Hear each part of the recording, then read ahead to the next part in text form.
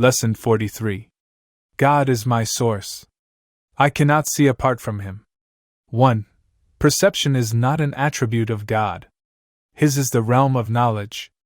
Yet He has created the Holy Spirit as the mediator between perception and knowledge.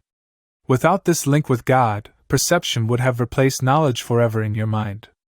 With this link with God, perception will become so changed and purified that it will lead to knowledge. That is its function as the Holy Spirit sees it. Therefore, that is its function in truth. 2. In God you cannot see. Perception has no function in God, and does not exist. Yet in salvation, which is the undoing of what never was, perception has a mighty purpose. Made by the Son of God for an unholy purpose, it must become the means for the restoration of His holiness to His awareness. Perception has no meaning. Yet does the Holy Spirit give it a meaning very close to God's.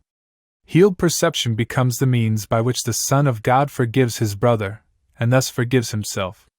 3. You cannot see apart from God because you cannot be apart from God. Whatever you do in Him, because whatever you think with His mind.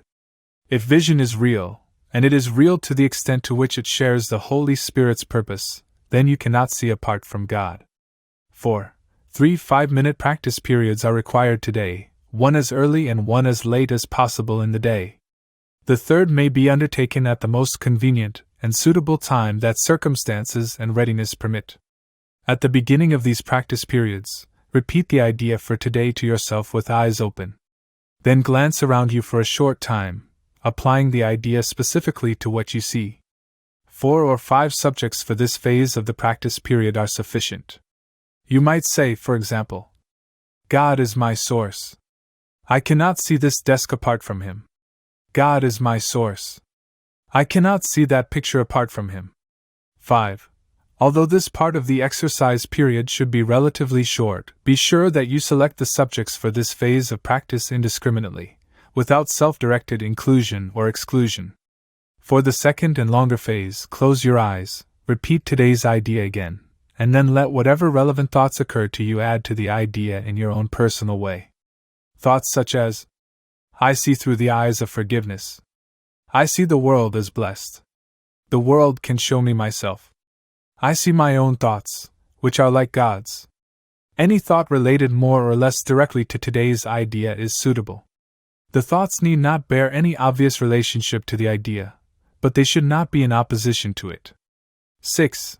If you find your mind wandering, if you begin to be aware of thoughts which are clearly out of accord with today's idea, or if you seem to be unable to think of anything, open your eyes, repeat the first phase of the exercise period, and then attempt the second phase again. Do not allow any protracted period to occur in which you become preoccupied with irrelevant thoughts. Return to the first phase of the exercises as often as necessary to prevent this. 7. In applying today's idea in the shorter practice periods, the form may vary according to the circumstances and situations in which you find yourself during the day. When you are with someone else, for example, try to remember to tell him silently, God is my source. I cannot see you apart from Him. This form is equally applicable to strangers as it is to those you think are closer to you. In fact, try not to make distinctions of this kind at all. 8. Today's ideas should also be applied throughout the day to various situations and events that may occur, particularly to those which seem to distress you in any way. For this purpose, apply the idea in this form. God is my source. I cannot see this apart from Him. 9. If no particular subject presents itself to your awareness at the time, merely repeat the idea in its original form. Try today not to allow any long periods of time to slip by without remembering today's idea, and thus remembering your function.